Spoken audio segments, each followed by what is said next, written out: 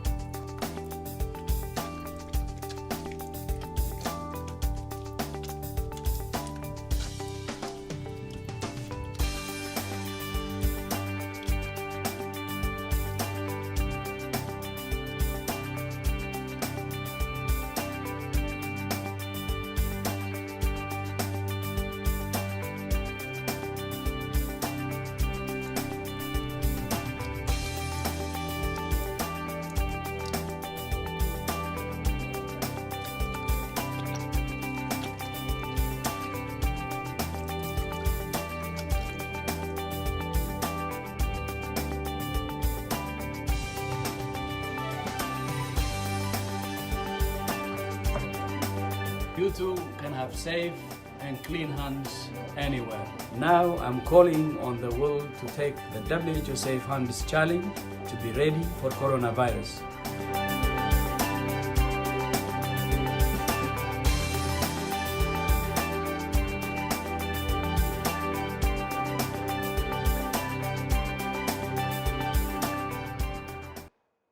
Twongeye rero kugaruka mu gice cya kabiri kiganiro CAFÉSPORT. Kuri uyu munsi rero tugiye kugaruka kuri gahunda nk'uko bisanzwe isi yugarijwe n'icyorezo cya coronavirus cyangwa se COVID-19. Iki cyorezo rero kirimo kirarwanwa n'inzego zitandukanye, by'umwihariko mu kiganiro rero CAFÉSPORT ni ikiganiro cya siporo. Uyu munsi tugiye kuganira ku bijyanye n'inzego za siporo, by'umwihariko urwego rwa komite olympique ndetse n'abandi bafatanyabikorwa bageze he muri uru rugendo rwo kurwanya coronavirus cyangwa se COVID-19. Twamaze kubona ingamba zirahari, igihugu cyashyizeho umurongo, ariko se buri muntu muri secteur abarizwamo, muri buri gice abarizwamo byifashe bite? Uyu munsi rero muri studio zacu nkaba nakiriye perezida wa komite olympique, akaba ari ambassadeur Munyabagisha Valens. Ikaze ambassadeur. Murakoze. Kandi tukaba turi kumwe n'undi mushyitsi w'umufatanyabikorwa wa komite olympique, akaba ari madame Charlotte. Madame, bienvenue à la télévision rwandaise. Avuye muri ambassade y'Abadage hano mu Rwanda. Ubwo mu badukurikiye rero muraza kutwihanganira tuganire mu ndimi yisanzuyemo, avuga icyongereza ndetse n'igifaransa, ariko ikinyarwanda nacyo aracyumva. Je disais bienvenue à la télévision rwandaise. C'est un plaisir de vous avoir avec nous. Merci beaucoup, c'est un grand plaisir pour moi aussi. Merci. Okay. Nabo ngabo rero tugiye kubana nabo uyu munsi ambassador. Twabonye mu kwezi kwa munani inama y'Abaminisitiri yemeye ko habaho gusubukura bimwe mu bikorwa bya siporo mu Rwanda. Mwebwe nka komite olympique ku ruhande rwanyu uyu munsi mugeze he, wenda yaba by'umwihariko abatlete mugeze he muri uru rugamba cyangwa se muri uru rugendo rwo kuvuga ngo bageze bumva ko uburemere bw'ikibazo dufite cya coronavirus ndetse n'uburyo ki cyahungabanyije activite zabo umunsi ku wundi? Murakoze. Murakoze kutwakira muri iki kiganiro CAFÉSPORT kugira ngo tuganire kuri COVID muri sport.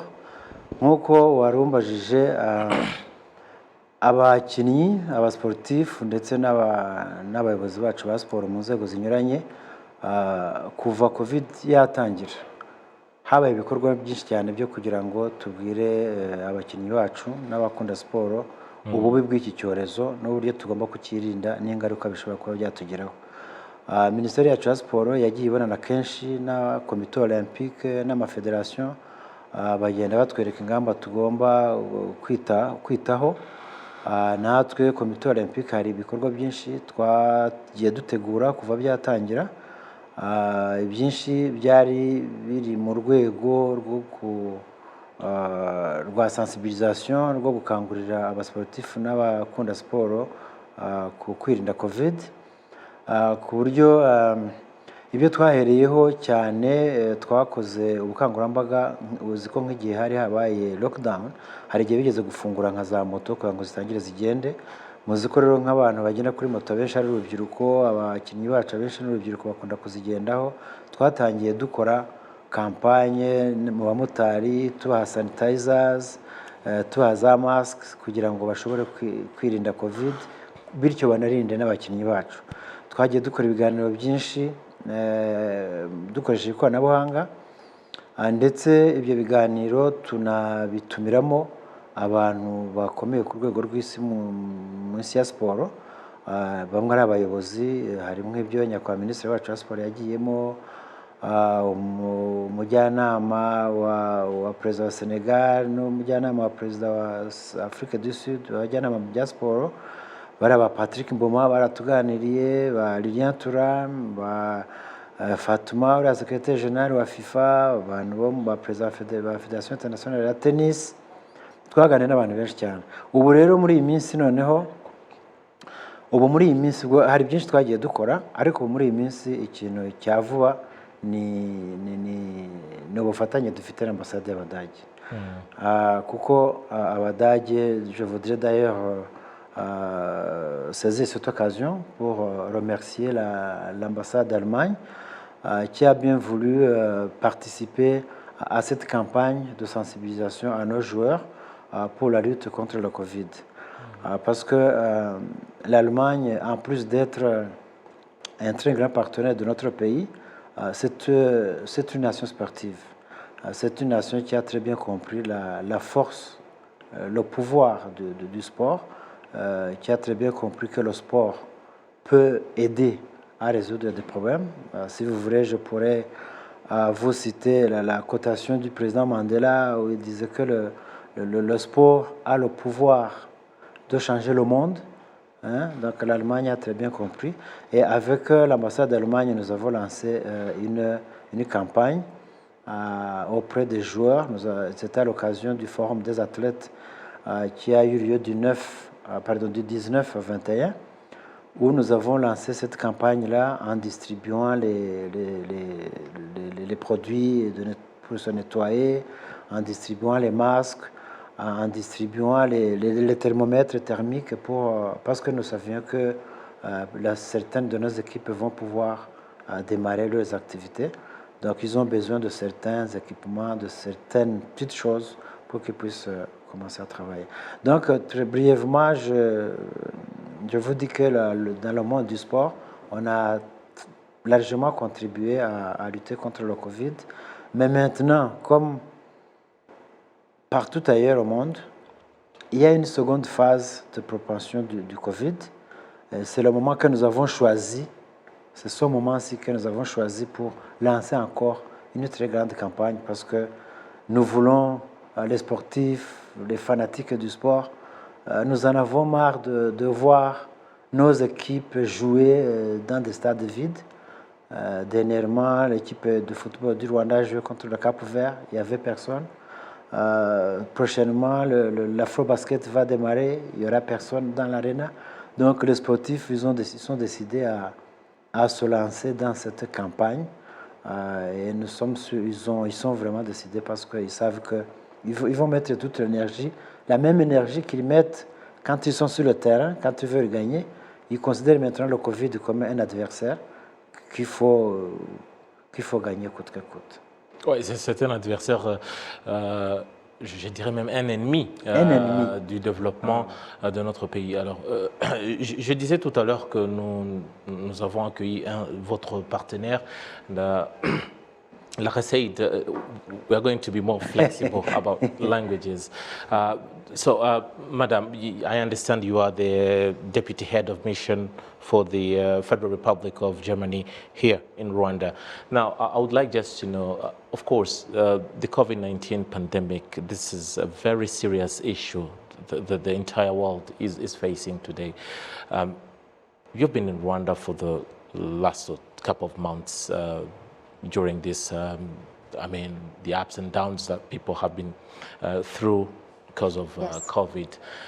Why was it so important for you to put an emphasis or to say, we are going to feature into this, especially the sport sector?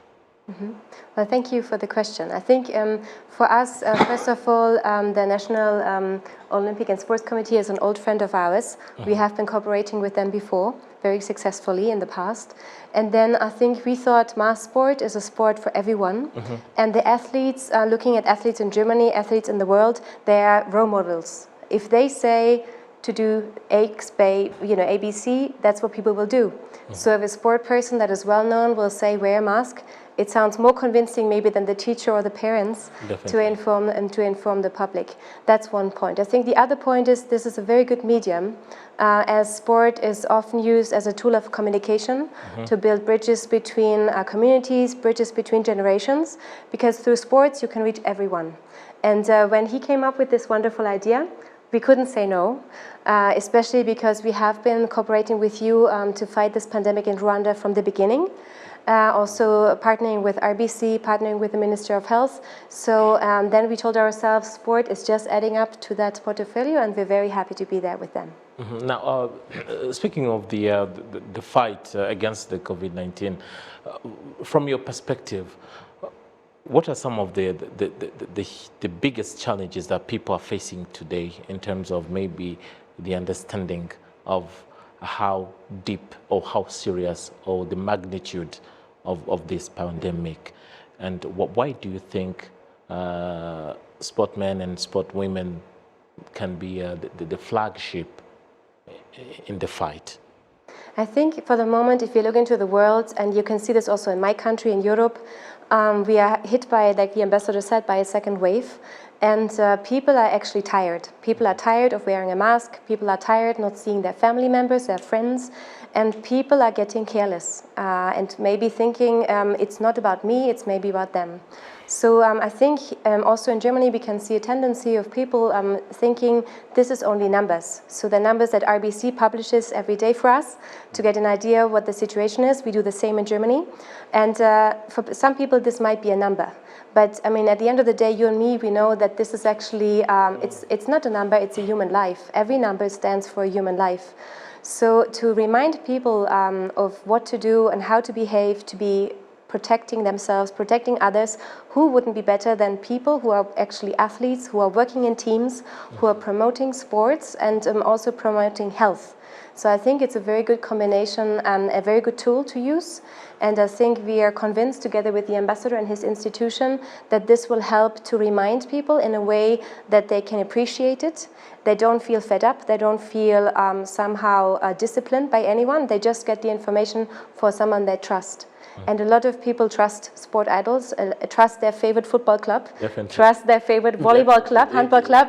And I think this is why we still are convinced that working through sports is a very good medium. Well, I get the point. Now, how will this be handled?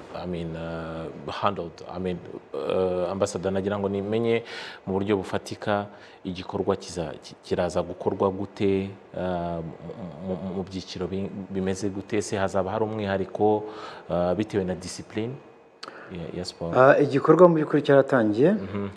Nagira ngo mbone n'umwanya wo gushimira nanone ambasade y'Abadage kuko dutangira icyo gikorwa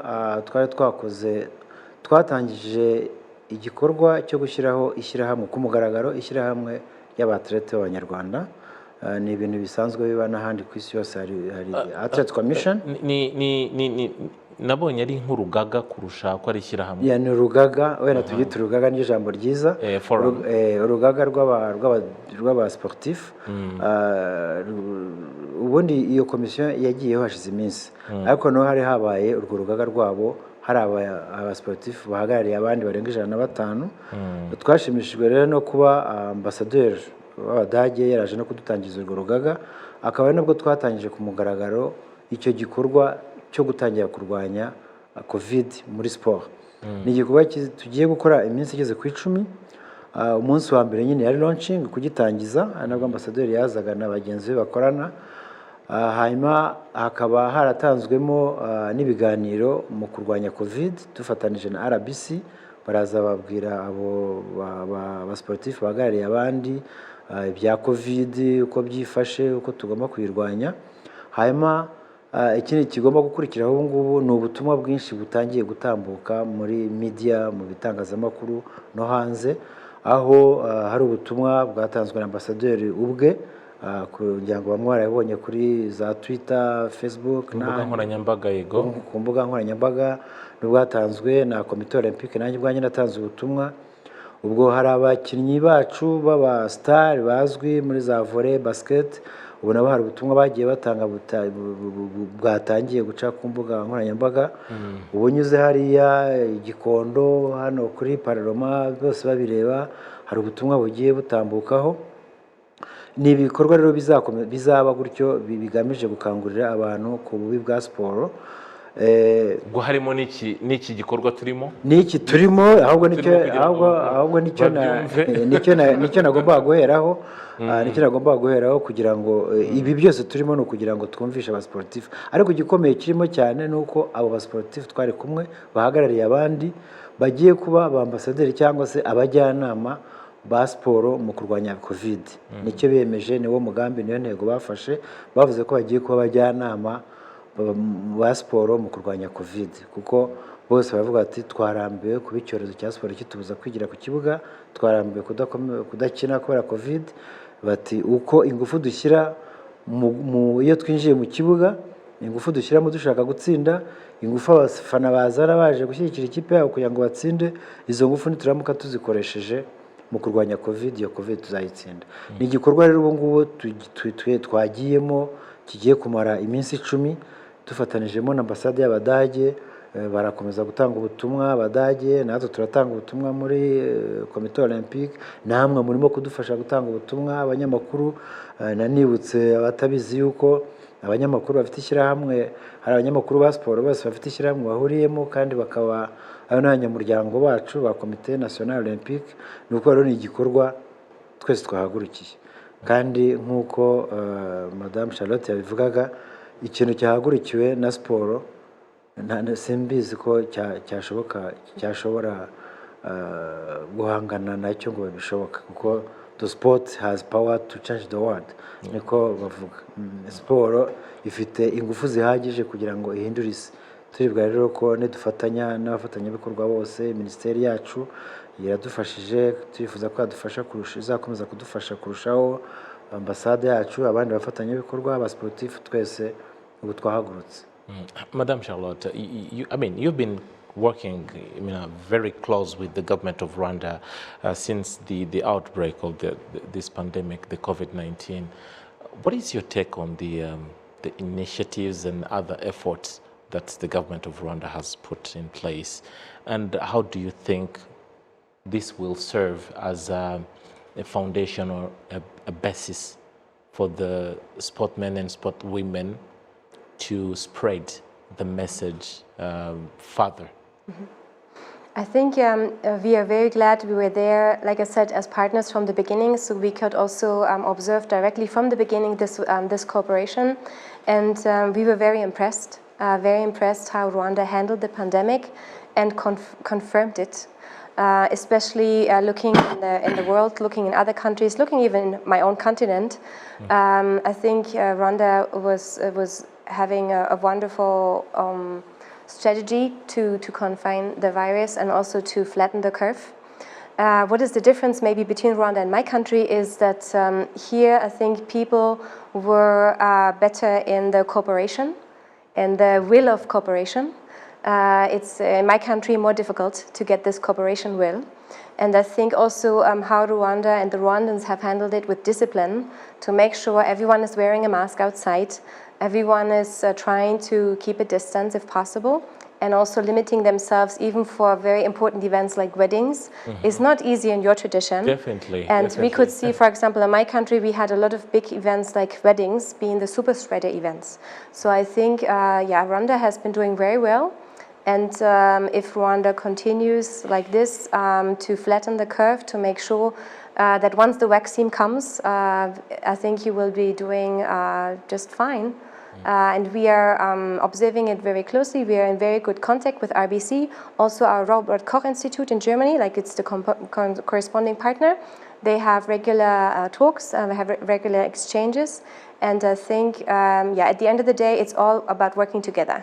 We are in this together. It's not about your country or my country. At the end of the day, we're all trying to fight this virus together. And I think with sports, that's just another step. Sport is important for the health. Sport is important for people to get a bit back to normal. And people need this. Like I said, people are getting tired. People want to do something. And sports, I think, is a medium where you can do something if you're well protected, like the ambassador said, if you know the rules and if you are told what to do. I think sport will also help to keep us a bit longer longing for the vaccines and to keep us all in a mood where we will help together to flatten the curve, stand together and fight it. Yeah. Now, Germany has been such a huge partner, in terms of the sports sector. Now, this pandemic is not, we really hope so that it's not there to stay. It's something that is going to have an end at the end of the day. Now, are there some projects, forthcoming project that you are maybe looking forward to partner with Rwanda? I think in the sports sector, in addition of what has been already been done in the past. Yes, I think we're together with a lot of sports institutions right now, exploring for the next time what would be on the agenda for Rwanda. We were just talking about something before we came into your show. Can you reveal some? I think for us, maybe what you have to know, for example, we have been very strong athletics last year. So we're waiting now for a second sport equipment donation. It just arrived actually this week, so we're waiting for the handover to promote that further. We've been very strong in football in the past. We also through the partnership with the FEGWAFA. So I think we're exploring together with other partners whether we would be taking this up again. Otherwise, I think at the end of the day, it is about communication and about telling us what Rwanda wants. And then to see from our side, how can we partner with you? We've done that in different sectors before. We sent, in the last 3 years, we sent about 15 experts to Germany in different fields to get coaching classes. We'll continue that in different areas. We also have experts coming here, assisting institutions. We had short-term coaches coming for athletics, for handball, for handicapped sports as well. So I think it really depends what's the agenda for Rwanda for the next year, also with regard to the pandemic, and then for the next forthcoming years. And I think I'm very sure we'll find again a common ground to find another cooperation field. Let's hope so. Ambassador, hari kimwe mu bintu byasubitswe mu bikorwa bikomeye ku rwego rw'isi, hari imikino ya Olympique uyu mwaka wa 2020 iteganyijwe mu Buyapani, Tokyo. We muri umwaka utaha uri 2024. Ubwo abatlete bacu ntibyoroshye kubategura bitewe na situation na condition turimo. Uyu munsi ingamba ni izihe mu byukuri turwanye covid, ariko nanone abantu bibuka ama competition cyangwa se akazi kabategereje imbere. Umu athlete wacu uyu munsi wakomwe mu nkokora n'iki cyorezo arategurwa te kugira ngo tuzagende twemye i Tokyo ejo bundi mu mpeshyi? Urakoze, byize neza no kumbaza icyo kibazo, kuko no muri iyi gahunda twatangiye yo kurwanya covid, abo bafite amahirwe cyangwa bamaze kubona ikibemerera kujya gukina iyo mikino Olympique twari kumwe. Harimo nka babiri bamaze kubona qualification yabo muri atletism. Harimo uriya Hakizimana John na Muhitira Felicien. Ni abantu dushimira cyane kuko birwanyeho kugira ngo na qualification, ingufu zabo bakoresheje ntabwo nta bufasha bari baregeze babona mbere. Ku buryo icyo twahise dukora twebwe kugira ngo tubafashe, icya mbere ni ingamba turimo yo kugira ngo turwanye covid, kugira ngo tuzagira ikibabuza kujya muri Jeux Olympiques. Ubwo Jeux Olympiques covid nikomera ntago zizaba. Ubwo turi mu kurwanya covid, ariko bo by'umwihariko ubwo covid ikirangira nakugitangira bakimaze kubona qualification, twatangiye kubatera inkunga twizera yuko Jeux Olympiques zizaba muri 2020 uko byari biteganijwe. ubu rero aho imikino ihagarariye icyo twakoze ejo twakoze ibishoboka byose dushaka hirya no hino ubu ngubu twaboneye inkunga bagiye gutangira kubona ku buryo buri wese tuzamuha miliyoni 4 kugira ngo akomeze yitegure Jeux Olympiques zizagere afite ubushobozi kandi n'abatoza babo turabakurikirana tuzabafasha nabo kugira ngo n'abadacika intege abandi bashobora kuba babonye qualification n'amagare bo ntabwo duteye ikibazo gikomeye kubera ko bamugisha kwitabira amarushanwa barimo kwitabira amarushanwa ariko n'ubusanzwe bari muri programme dusanzwe dufasha abo nta kibazo bafite abandi bafite amahirwe cyane ni muri beach volleyball y'abahungu n'abakobwa ubu bari mu kwitegura amarushanwa azabaha qualification icyo twakoze rero kugira ngo iyi covid azabakoma mu nkokora nuko twabashakishiriza inkunga ku buryo federation ya volleyball twageneye inkunga ya miliyoni 14 kugira ngo yo gutegura abo bakinnyi kugira ngo batazakomwa mu nkokora na covid abandi rero ntago bakitegura n'undi muntu wese ushobora ku za swimming bashobora kubona ubutumire muri karate bashobora kubibona muri za taekwondo bashobora kubibona abantu bose bizagaragara ko bagize amahirwe kwitabira imikino olympique komite olympique byanze bikunze izabafasha kubishoboka byose ku buryo nta mukinnyi wacu uzavuga ko yagize ikibazo cyo kwitabira imikino olympique ibyo ni ibyacu nka komite olympique ariko ndatekereza ko ubwo na ministeri ya transport birareba amafederasiyo yabo nabo ndibwira yuko hari icyo bazakora ariko twega kubitureba nka komite olympique twege nta mukinnyi wacu uzahungabana baba babonye qualification baba abashobora kuyibona bose tuzabafasha. Juste quelques 30 secondes, un petit message en français peut-être avant de quitter nos studios. Vous avez un petit message Oui, je crois pour nous, le plus important, c'est maintenant de vraiment montrer ensemble que nous sommes une équipe. Nous sommes une équipe, pas comme les institutions, mais aussi avec l'athlétisme et aussi avec les personnes qui font du sport.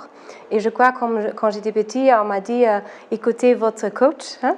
Et je crois que ça, c'est le plus important maintenant. Écoutez, qu'est-ce qu'ils disent, vraiment suivre, porter la sécurité pour vous-même et les autres. Et aussi, c'est comme ça, on peut vraiment contrer ce virus et rester ensemble. Merci. Voilà, Madame Charlotte Leiner, j'espère que je prononce bien. Très bien. Charlotte Leiner, Deputy Head of Mission, the Federal Republic of Germany here in Rwanda. Merci beaucoup à vous tous. Mwakoze cyane kubana natwe muri aka kanya. Tankesh. Merci beaucoup. Tuzongera tubonane butaha rero ikiganiro ni Café Sport na ubundi gahunda kuri televiziyo Rwanda zo zirakomeje mukomeze mubane n'amahoro y'Imana.